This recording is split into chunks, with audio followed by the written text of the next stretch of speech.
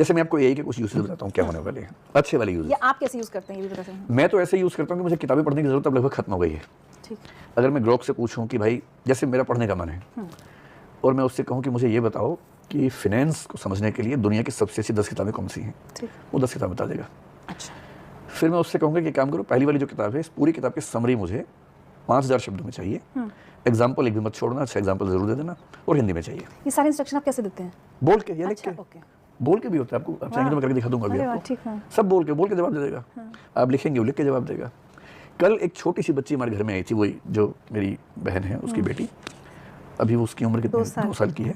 उसके मन में एक बात बैठी है कि जो भूत होता है उसको टुप्पी कहते हैं। अच्छा। ठीक है, अब उसको टुप्पी की कहानियाँ सुननी होती हैं हमेशा। कल उसकी मम्मी थोड़ी थकी हुई थी, वो मेरे पास आ गई, टुप्पी की कहानी। मैंने कहा मैं सुनाता हूँ टुप्पी की कहानी।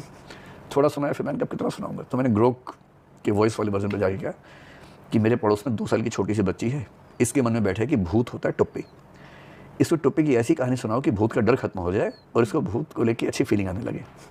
उसे तुरंत कहानी सुना दी बोल के। Oh my God. वो बच्ची ऐसे सुन रही थी कि टुप्पी इसको ही पता है। फिर वो बोलने लगी उसके साथ, उससे बात करने लगी टुप्पी। तो अब वो समझ नहीं पाए ग्रोक, तो मैंने उससे कहा कि ये बच्ची जब जब टुप्पी बोले तुम जवाब में 3 बार टुप्पी बोलो। अब जैसे वो बच्ची बोले टुप्पी, वो बोले टुप्पी टुप्पी टुप्पी, और बात चल रही दोनों के बीच में।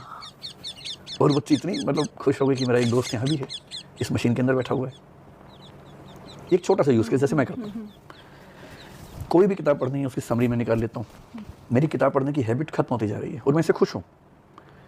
अगर 400 पेज पढ़ने वाला ज्ञान मुझे आधे घंटे में मिल सकता है तो मैं एक ही किताब क्यों पढ़ूँ 10 दिन में, एक दिन में 10 क्यों ना पढ़ूँ। और जिस किताब की समरी पढ़ के लगता है कि ये पढ़ना बहुत ज़रूरी है, वो किताब पढ़ लूँगा।